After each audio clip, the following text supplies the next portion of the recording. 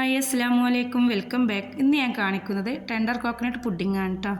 ഇതൊരു ഓർഡറിന് വേണ്ടിയിട്ട് ഉണ്ടാക്കിയിട്ടുള്ളതായിരുന്നു, പക്ഷേ കുറച്ച് വൈകിട്ടോ വീഡിയോ വിടാൻ. ഞാൻ 4 ഇളനീർ എടുത്തിട്ടുണ്ട്, അതിൻ്റെ പൾപ്പ് അടിച്ചെടുത്തിട്ടുണ്ട്. അതിന് ശേഷം പാല് 1 ലിറ്റർ ഒഴിച്ചിട്ട് ചൂടാക്കിയെടുക്കുകയാണ് കേട്ടോ. പാല് ചൂടാക്കാൻ വെച്ചതിന് ശേഷം ഞാൻ ചൈന ഗ്രാസ് 10 ഗ്രാം എടുത്തിട്ട് കുതിരാൻ വേണ്ടിയിട്ട് വെക്കുന്നുണ്ട് കേട്ടോ. ഒരു 5 മിനിറ്റ് വെച്ചാൽ തന്നെ കുതിരും. കുതിർന്നതിന് ശേഷം ചൂടാക്കിയാലും മതി. ഞാൻ സമയമില്ലാത്തതുകൊണ്ട് പെട്ടെന്ന് തന്നെ ചൂടാക്കാൻ വെച്ചിട്ടുണ്ടായിരുന്നു കേട്ടോ.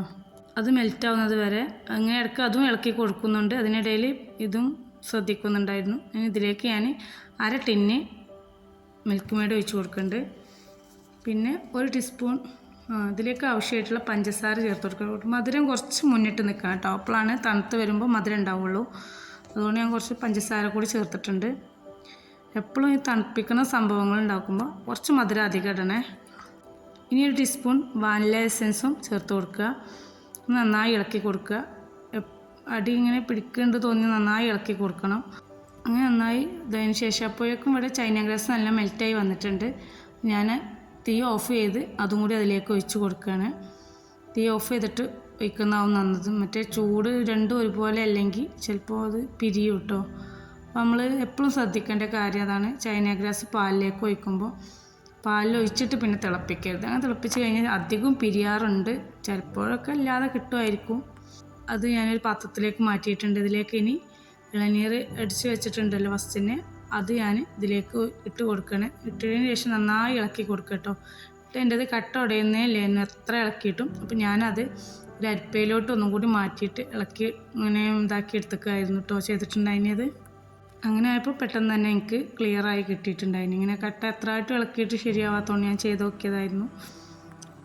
അങ്ങനെ നന്നായി മെൽറ്റാക്കി എടുക്കുക. അങ്ങനെ കട്ടകൾ ഉണ്ടാവരുത് കേട്ടോ. അത് മുഴുവനായിട്ട് യോജിപ്പിച്ചെടുക്കുക. ഇളക്കിയിട്ടായാലും വേണ്ടില്ല, അല്ലെങ്കിൽ അരിപ്പയിലോട്ട് വെച്ചിങ്ങനെ ഇളക്കിയെടുത്താൽ പെട്ടെന്ന് തന്നെ റെഡി ആവുമല്ലോ. അങ്ങനെ ചെയ്താലും മതി കേട്ടോ. അങ്ങനെ പിന്നെ അത് ഞാൻ ട്രേയിലേക്ക് ഒഴിച്ച് കൊടുക്കാമെന്ന്. ഇനി ഇത് സെറ്റായതിന് ശേഷമാണ് കേട്ടോ ഇതിൻ്റെ മുകളിലുള്ള ഇളനീർ വെള്ളത്തിൻ്റെ പുഡിങ് ഒഴിച്ച് കൊടുക്കുക.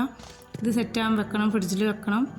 അങ്ങനെ ഞാൻ ഇത് ഒഴിച്ചതിന് ശേഷം ഇതിൻ്റെ ബബിൾസൊക്കെ മാറ്റി അതിന് ശേഷം ഞാൻ അത് ഫ്രിഡ്ജിലേക്ക് വെച്ചിട്ടുണ്ട് കേട്ടോ. ഒന്ന് ചൂടാറിയതിന് ശേഷമാണ് ഫ്രിഡ്ജിൽ വെക്കേണ്ടത് കേട്ടോ. ടെൻഡർ കോക്കനട്ട് പുഡിങ്ങാണ്, നല്ല ടേസ്റ്റാണ് ഈ പുഡിങ് കഴിക്കാൻ. ഇനി ഇളനീർ വെള്ളം പുഡിങ് ഉണ്ടാക്കാൻ വേണ്ടിയിട്ട് ഞാൻ ഇതുപോലെ തന്നെ 10 ഗ്രാം ചൈന ഗ്രാസ് എടുത്തിട്ടുണ്ട്. അതിങ്ങനെ മെൽറ്റാക്കാൻ വെച്ചിട്ടുണ്ട്. ഇനി ഇളനീർ വെള്ളം 4 തേങ്ങയുടെ ഇളനീർ വെള്ളമാണ് ഞാൻ എടുത്തിട്ടുണ്ടായിരുന്നത്. അത്ര അളന്ന് നോക്കാൻ ഞാൻ വിട്ടുപോയി. അളന്ന് നോക്കുന്നവർക്ക് അങ്ങനെ ചെയ്യാം. ഞാൻ 10 ഗ്രാം അതിലേക്ക് ചേർത്ത് സെറ്റായിട്ടുണ്ടായിനി. അതിങ്ങനെ ഒരു പാത്രത്തിലേക്ക് ഒഴിച്ച് കൊടുത്തു. അതിലേക്ക് ആവശ്യമായിട്ടുള്ള പഞ്ചസാര ചേർത്ത് കൊടുക്കുക.